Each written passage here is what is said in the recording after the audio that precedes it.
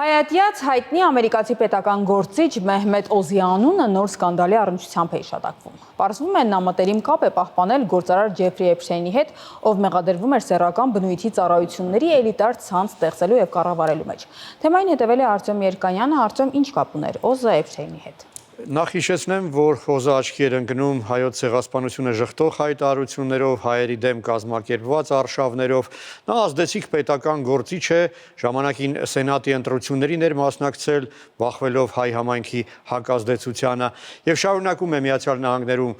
քաղաքականությամբ զբաղվել, հակառակ նրան, որ պահպանում է նաև թուրքական քաղաքացիությունը, ավելին Թուրքիայում իշխող կուսակցության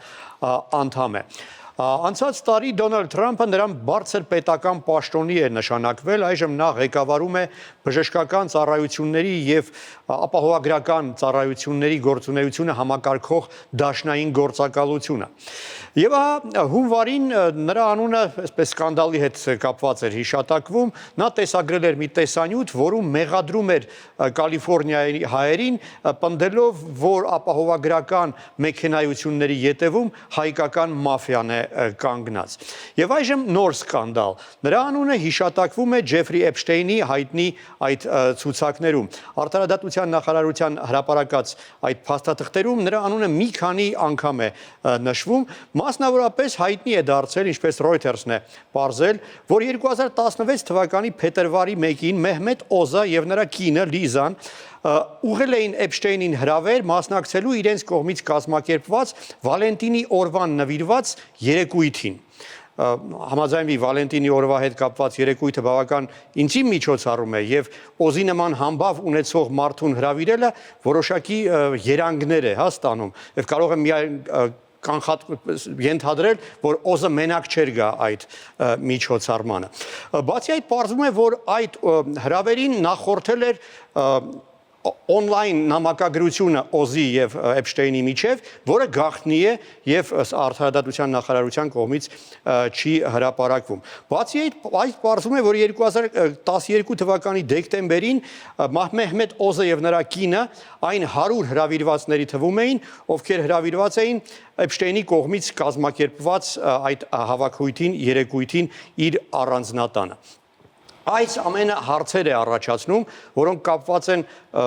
այն բանի հետ, թե արդյոք իրավունք ունի Մեհմեդ Օզը շարունակել պաշտոնավարել այդ բարձր պետական ծառայության պաշտոնում եւ արդյոք համատեղելի է այդ ամենը։ Բանն այն է, որ բազմաթիվ պետական գործիչներ, ովքեր հիշատակվում էին այդ սկանդալի հետ կապված Էփշթեյնի ցուցակներում, հրաժարական են տվել կամ հեռացվել են իրենց պաշտոնից։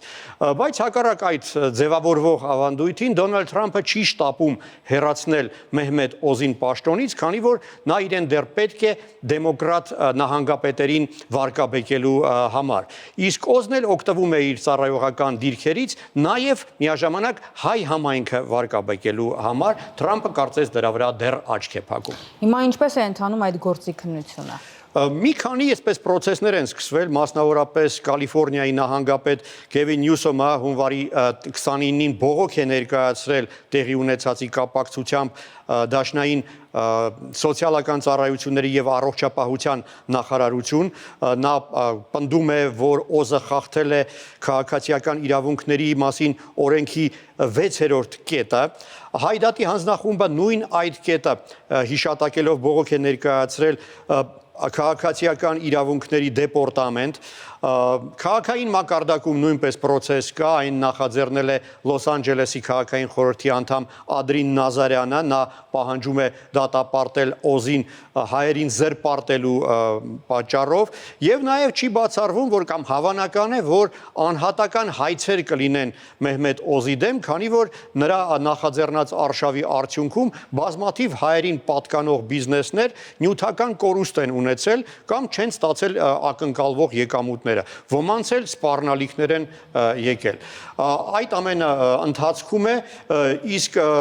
Սենատի եւ Կոնգրեսի մակարդակում հայկական խմբի անդամները, մասնավորապես Ադամ Շիֆը, հայկական խմբի համանախագահները խոստանում են, որ խորհրդարանական վերահսկողություն կսահմանեն այս պրոցեսի նկատմամբ եւ կհետևեն, թե ինչպես են քննարկվելու բոլոր այս բողոքները։ Շնորհակալություն, Արտյոմ։